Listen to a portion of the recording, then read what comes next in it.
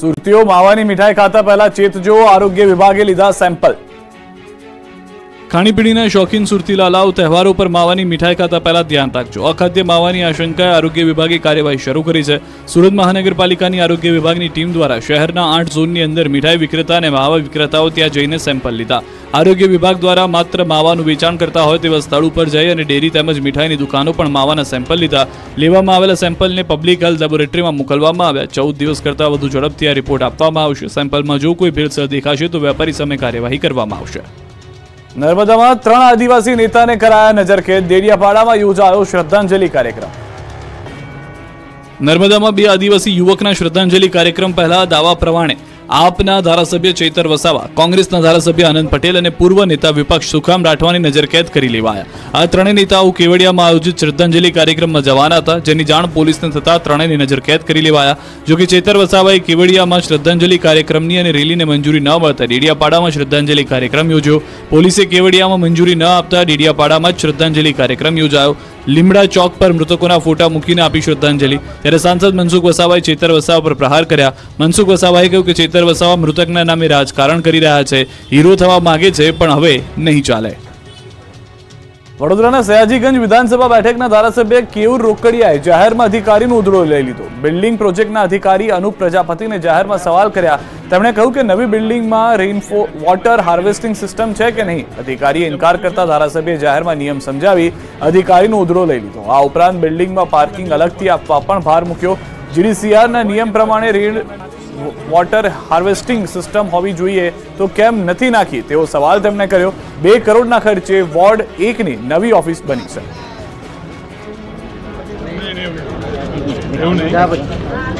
Rain water harvesting જીડીસીઆના નિયમમાં છે કે નહીં છે તો તે મૂક્યું છે, કેમ નહોતું લીધું, કેમ નથી લીધું? પણ જૂનું ટેન્ડર હોય કે ના હોય, જીડીસીઆરના પાર્કિંગ માટે થોડું શેડ અને પાર્કિંગ માટે પણ એક શેડ ના હા બનાવો એ બનાવી દો। સુરતી લાલાઓ ઝોલાછાપ તબીબોથી બચીને રહેજો। નકલી તબીબોની હાટડીઓનો પર્દાફાશ। સુરતના વિવિધ વિસ્તારમાં બે રોકટોક ધમધમી રહ્યા છે ઝોલાછાપ તબીબોની હાટડીઓ। એસઓજીએ શ્રમિક વિસ્તારમાંથી 16થી વધુ બોગસ તબીબોને પકડ્યા હતા। જોકે કાર્યવાહીના થોડા દિવસમાં ફરી આ ક્લિનિક ધમધમતા થઈ ગયા છે। પાંડેસરા, બામરોલી સહિતના વિસ્તારોમાં દર્દીઓના સ્વાસ્થ્ય સાથે ખુલ્લેઆમ ચેડા થઈ રહ્યા છે। ન્યૂઝ 18 ગુજરાતીએ બની બેઠેલા નકલી મુન્નાભાઈને રિયાલિટી ચેક કરતા ચોંકાવનારી હકીકત સામે આવી। BHMSની ડિગ્રી ધરાવતા 500થી વધુ હોમિયોપેથિક તબીબો પોતાના ક્લિનિક ખોલીને બેઠા છે અને એલોપેથી ડોક્ટર તરીકે પ્રેક્ટિસ કરી રહ્યા છે। હોમિયોપેથિક તબીબોને ઇન્જેક્શન લગાવવાની કે બાટલા ચડાવવાની મંજૂરી નથી હોતી, તેમ છતાં નાના નાના દવાખાના ખોલી એલોપેથી તબીબની જેમ દર્દીઓને સારવાર આપી રહ્યા છે। ન્યૂઝ 18 ગુજરાતી આવા ક્લિનિકમાં પડતાલ કરવા પહોંચ્યું ત્યારે બની બેઠેલા તબીબ લાજવાના બદલે ગાજ્યા। ડિગ્રી વગર જ એલોપેથીની પ્રેક્ટિસ કરતા દેખાયા। અમારા સંવાદદાતાએ ગેરકાયદે પ્રેક્ટિસને લઈને સવાલ કર્યો તો તેનો ગુનો સ્વીકારી લીધો। જોકે તેમની દલીલ સાંભળશો તો માથું પકડી લેશો। દર્દીઓના સ્વાસ્થ્ય સાથે ચેડા કરતા કેટલાક તબીબો તો પોતાના દવાખાના બંધ કરીને રફુ ચક્કર થઈ ગયા। જોકે તેની ક્લિનિકમાં એલોપેથી દવાઓનો જથ્થો પણ મળી આવ્યો। કચ્છ જિલ્લામાં શિક્ષણ ખાડે ગયું। શાળા છે, વિદ્યાર્થીઓ છે, પણ શિક્ષક નથી અને શાળાને લાગેલા છે તાળા। શાળા છે, વિદ્યાર્થીઓ છે, પણ શિક્ષક નથી અને શાળાને લાગેલા છે તાળા। આ દુર્દશા છે કચ્છના એક ગામની। બાળકોને ભણવું છે પરંતુ તેઓ શિક્ષકની રાહમાં છે। વાત છે ભુજ તાલુકાના પાયરગા ગામની। આ ગામના લોકોએ વારંવાર રજૂઆત કરી છતાં અહીં શિક્ષકો નથી મુકાતા, જેના કારણે લાંબા સમયથી શાળા બંધ હાલતમાં છે અને બાળકો ભણ્યા વગર ટળવળી રહ્યા છે। પાયરકા ગામે બાળકોમાં ભવિષ્ય સાથે ચેડા થઈ રહ્યા હોય એવા દ્રશ્યો જોવા મળ્યા। બાળકો શાળાએ મારેલા તાળાની ચાવી લઈ શિક્ષકની રાહ જોઈ રહ્યા છે। શાળા લાંબા સમયથી બંધ હોવાથી સ્થાનિકોએ અનેક રજૂઆતો કરી, પરંતુ શિક્ષણ વિભાગ દ્વારા શિક્ષક મુકાતા નથી। સ્થાનિક કહી રહ્યા છે કે શાળા કોરોના કાળથી બંધ છે। તો આ ગામથી 10 કિલોમીટરના અંતરે આવેલા પીરવાડી ગામ, જ્યાં પાયરકાથી વિપરીત પરિસ્થિતિ જોવા મળી।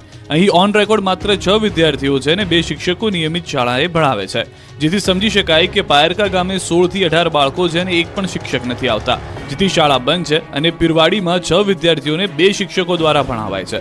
તો આ તરફ શિક્ષણ વિભાગ અલગ જ રટણ કરી રહ્યું છે। જિલ્લા પ્રાથમિક શિક્ષણ અધિકારીએ જણાવ્યું કે પાયરકામાં પેટા વર્ગમાં ચાલે છે। તેઓ તો ત્યાં સુધી કહ્યું કે પાયરકાની શાળા રેગ્યુલર શાળા નથી। સમજણ જીવનમાંથી જાય તો જોવા જેવી થઈ જાય। આવું જ કંઈક થયું છે ખેડાના ચાનોર ગામની શાળામાં।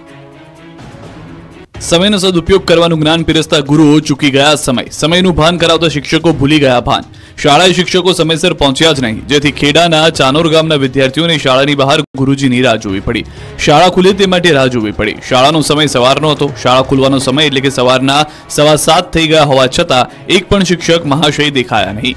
બીજી તરફ શાળાના ટાઈમે બાળકો આવી પહોંચ્યા, પરંતુ શાળામાં મારેલા હતા તાળા, કારણ કે શિક્ષકો સમયસર આવ્યા નહોતા અને વિદ્યાર્થીઓને રાહ જોવાની વારો આવ્યો.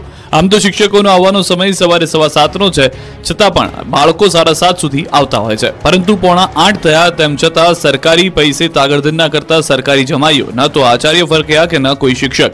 શાળામાં સમયસર શિક્ષકો ન આવતા હોવા અંગે અમે સ્થાનિકોને પૂછ્યું તો તેઓએ ચોમાસાનું બહાનું કાઢ્યું. પરંતુ અહીં સવાલ એ થાય કે શિક્ષકોને ચોમાસું નડ્યું, પરંતુ વિદ્યાર્થીઓ કેમ સમયસર આવી પહોંચ્યા? તો આ સમગ્ર બહાનાબાજી વચ્ચે આખરે 7:51 એક શિક્ષિકા આવ્યા અને શાળાના તાળા ખુલ્યા. લગભગ 1 કલાકની રાહ જોયા બાદ વિદ્યાર્થીઓને શાળામાં પ્રવેશ મળ્યો. તો આ સમગ્ર મામલે અમારી ટીમ પહોંચી આચાર્ય પાસે. શાળાએ મોડા આવવાના આચાર્યએ આપેલા તુક્કા પણ હાસ્યાસ્પદ હતા.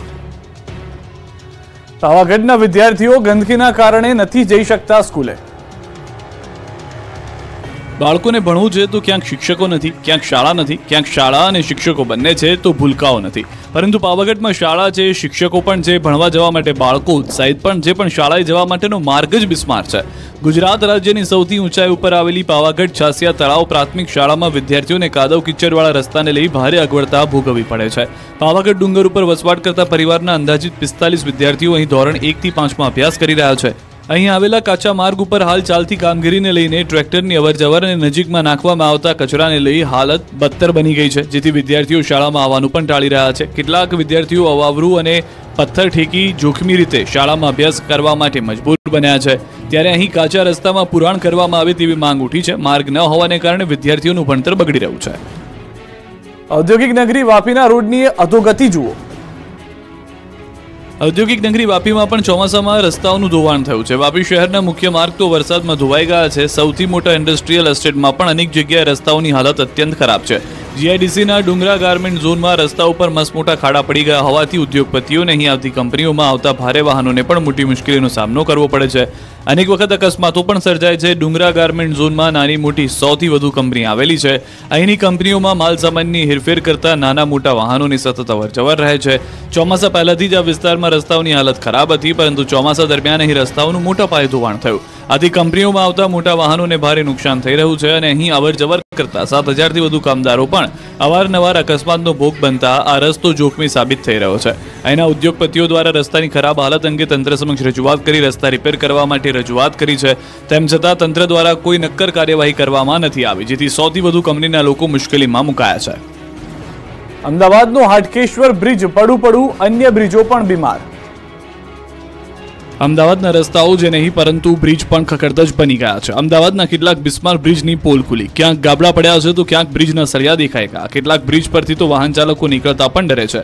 ચોમાસા દરમિયાન ધોધમાર વરસાદ ખાબકતા અમદાવાદના બ્રિજને માઠી અસર થઈ છે. જોકે કેટલાક બ્રિજ તો ઘણા સમયથી સમારકામ માંગી રહ્યા છે. અમદાવાદ શહેરના હાટકેશ્વર બ્રિજની હકીકત અને શાસ્ત્રી બ્રિજ બાદ શહેરના 32 જેટલા બ્રિજનું અમદાવાદ મહાનગરપાલિકા દ્વારા ઇન્સ્પેક્શન કરવામાં આવ્યું, જેની પર આગામી સમયમાં ટેન્ડર આપીને કામ પૂરા કરવામાં આવશે. સૌથી વધુ વિવાદાસ્પદ અને ચર્ચાસ્પદ એવો અમદાવાદનો હાટકેશ્વર બ્રિજ તો હવે પડું થઈ રહ્યો છે. ખોખલા બની ગયેલા બ્રિજ પર છેલ્લા 3 વર્ષથી વાહન વ્યવહાર બંધ છે, પરંતુ વાહન ન ચાલતા હોવા છતાં હાલમાં આ બ્રિજ બન્યો છે જોખમી. બ્રિજ પર મોટી સંખ્યામાં ગાબડા પડી ગયા છે. ચોંકાવનારી વાત તો એ છે કે હાલમાં બ્રિજનો એક ભાગ થોડો નમી પણ ગયો છે, જેથી બ્રિજની બાજુમાંથી પસાર થતા વાહન ચાલકો પર મોટું જોખમ આવી પડ્યું છે. આ બ્રિજને લઈને એક વિડીયો પણ વાયરલ થયો, જેમાં આ બ્રિજ નીચેથી પસાર થતા લોકોને સાવચેત રહેવા જણાવાયું. બીજી તરફ આ બ્રિજને તોડવા માટેની કામગીરી પણ ટલ્લે ચડી ગઈ હોય તેવું લાગી રહ્યું છે, કારણ કે બ્રિજને તોડીને બનાવવા માટે 4થી વખત ટેન્ડર બહાર પાડવામાં આવ્યું અને એ માત્ર એક જ પાર્ટીએ ભર્યું હતું. જો કે હાલમાં તો આ બ્રિજ ખોખલો બની જતા લોકોને ડર લાગી રહ્યો છે. અમદાવાદના અંડરબ્રિજોમાંથી નીકળતી વખતે ધ્યાન રાખજો, થઈ ગયા છે ખખડધજ. અમદાવાદના ઉસ્માનપુરાના અંડરબ્રિજના પણ હાલ બેહાલ છે. ચોમાસા દરમિયાન અહીં ખાડા તો પડ્યા છે, પણ સાથોસાથ વાહનો પછડાય એવી સ્થિતિ પણ થઈ ગઈ છે. અંડરબ્રિજની અવદશા કેમેરામાં કેદ થઈ. સટાસટ વાહનો પસાર થાય એવો અવાજ અહીં આવે છે. લોકોના વાહનો બ્રિજના સ્પાનમાં પછડાય છે. તંત્રનું ધ્યાન હોય કે ન હોય, પરંતુ ન્યૂઝ 18 ગુજરાતીના કેમેરામાં કેદ થતા દ્રશ્યો એ પણ સ્પષ્ટ બતાવે છે કે તંત્ર આ મામલે કેટલું ઉદાસીન છે. રોજના હજારો વાહનો જ્યારે આ રોડ પરથી પસાર થાય ત્યારે અવાજથી લોકો ડરી જાય છે. ઉસ્માનપુરા અંડરબ્રિજને પણ અમે ધ્યાનથી જોયું ત્યારે ખબર પડી કે અહીં તો બ્રિજ નીચે પોપડા ઉખડવા લાગ્યા. ગયા. એટલું જ નહીં, બ્રિજમાં તિરાડો પણ જોવા મળી. રક્ષાબંધનને લઈને એસટી વિભાગ દ્વારા વધુ બસો દોડાવવામાં આવશે. પવિત્ર રક્ષાબંધનના તહેવારને લઈ પ્રવાસીઓનો ધસારો વધતો હોય છે, ત્યારે પ્રવાસીઓને ટ્રાફિકને પહોંચી વળવા માટે એસટી નિગમ દ્વારા વિશેષ વ્યવસ્થા કરવામાં આવી છે. એસટી નિગમના અલગ અલગ ડિવિઝનમાંથી એક્સ્ટ્રા સંચાલન કરવામાં આવશે અને અમદાવાદ, વડોદરા, સુરત અને રાજકોટ ડિવિઝનમાંથી વધારાની બસો દોડાવવામાં આવશે. ચાલુ વર્ષે 6500 એક્સ્ટ્રા ટ્રીપ સંચાલનને મૂકવામાં આવી છે. તેમજ તમામ ડેપોમાં સૂચના આપવામાં આવી છે કે પ્રવાસીઓની ટ્રાફિકને પહોંચી વળવા માટે પ્રવાસીઓની જરૂરિયાત મુજબ બસ દોડાવવામાં આવે, જેથી એસટી નિગમ દ્વારા પ્રવાસીઓની સારી સુવિધા આપવા માટે સજ્જ બની છે.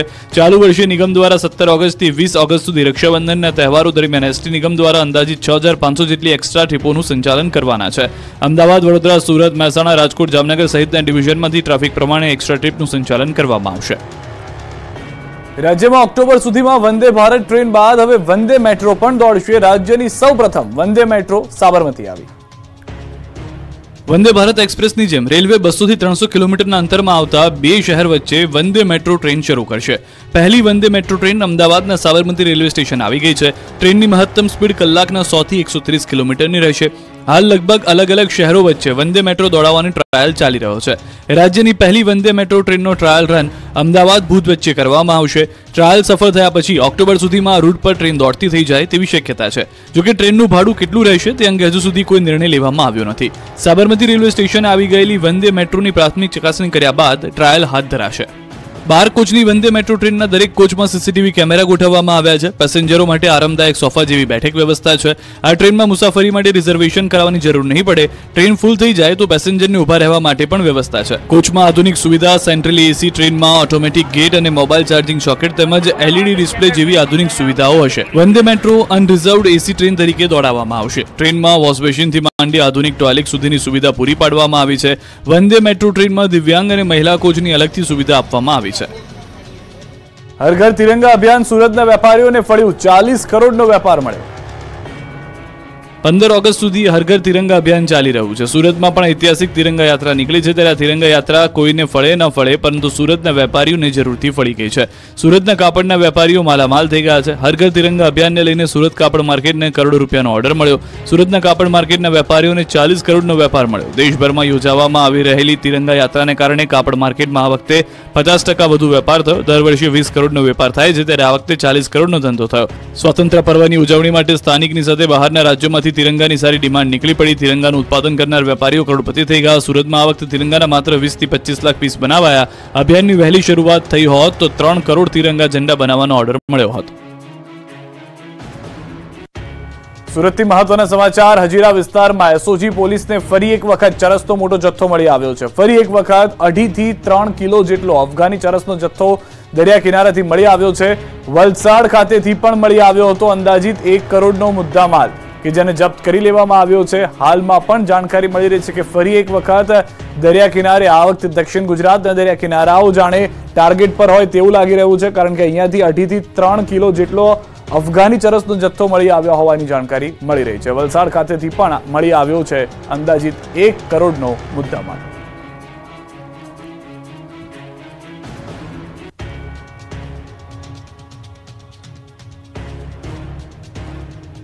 તો હજીરા નજીકથી ચરસ મળ્યું છે. આ પેકેટ આપ જોઈ રહ્યા છો કે જે અલગ કંપનીના નામના પેકેટ હોવાની જાણકારી છે. તેની અંદરથી આ મુદ્દામાલ મળી આવ્યો છે. વલસાડના દરિયાકાંઠે નશાનો કારોબાર. ડુંગરીના દરિયાકાંઠેથી વધુ ચરસના પેકેટ મળ્યા. ચરસના વધુ 21 પેકેટ મળતા ખળભળાટ. ગઈકાલે ઉદવાડાના દરિયા કિનારેથી ચરસના 10 પેકેટ મળ્યા હતા. અત્યાર સુધીમાં જિલ્લાના દરિયા કિનારેથી 5 કરોડ 87 લાખના રૂપિયાના ચરસના પેકેટ મળી ચૂક્યા છે. વધુ પેકેટ મળતા જિલ્લાભરની પોલીસ દોડતી થઈ છે. દરિયા કિનારે હાથ ધરાયું છે સઘન પોલીસ ચેકિંગ. ધરમપુરના ધોધે સ્થાનિકોના ધંધા કર્યા ધમધમતા. હરિયાળી નિહાળવા ઉમટી જનતા. વલસાડ જિલ્લાના છેવાડે આવેલા આદિવાસી વિસ્તાર એવો ધરમપુર અને કપરાડા તાલુકો વિકાસની દ્રષ્ટિએ પછાત માનવામાં આવે છે. જોકે કુદરતી આ તાલુકાઓને છૂટા હાથે કુદરતી સૌંદર્ય બખ્યું છે. ચોમાસામાં પહાડોથી ઘેરાયેલું ધરમપુર અને કપરાડા તાલુકામાં કુદરત સોળેકળાએ ખીલી ઉઠી છે. વરસાદ બાદ પ્રકૃતિ ખીલી છે. અહીંના જંગલો અને પહાડોમાંથી નીકળતા નાના ઝરણા અને નદીઓ પણ ખળખળ વહી રહી છે. તો ક્યાંક ઝરણાઓની સાથે સાથે ધોધ પણ આકર્ષણ જમાવી રહ્યો છે. આમ તો આ સમગ્ર વિસ્તારમાં અખૂટ સૌંદર્ય ભર્યું છે. જોકે ધરમપુરના જંગલોમાં આવેલ ધોધ પર્યટકોને આકર્ષી રહ્યા છે. પર્યટકોના સૌથી મનપસંદ સ્થળમાં એક એક એવું ધરમપુરના બિલડી પુલ નજીક વહેતા ઝરણા અને જાણીતા બે જોડિયા ધોધ એવા સોના રૂપા ધોધ પર્યટકો માટે માનીતા સ્થળ છે. બિલપુડી ગામના છેવાડે પહાડોની વચ્ચેથી વહેતા ઝરણાને લઈને ખૂબસૂરત ધોધ બને છે. પહાડોથી નીકળતા ઝરણાને કારણે સર્જાતા સોના રૂપા ધોધના સૌંદર્યને માણવા રોજ મોટી સંખ્યામાં પર્યટકો આવે છે. આ ધોધ અને ઝરણાઓમાં નાહીને લોકો કુદરતી સૌંદર્ય પણ માણે છે. તો કૃત્રિમ વોટર પાર્કમાં ઊભી કરવામાં આવેલી રાઇડથી પણ વધુ મોજ મસ્તી મન ભરીને અહીંના ઝરણાઓ અને ધોધ નીચે નાહવાનું લોકો પસંદ કરે છે. સ્થાનિક લોકો માટે આ જોડિયા ધોધ આસ્થાનું પણ કેન્દ્ર છે. અહીંના લોકો આ જગ્યાને આદિવાસીઓની કુલદેવી માનતા માવલી માતા તરીકે માને છે. આ ધોધના સ્થળ પર અહીંના લોકો પૂજા અર્ચના કરે છે. આથી આ સ્થળનો વિકાસ કરવામાં આવે તેવી લોકો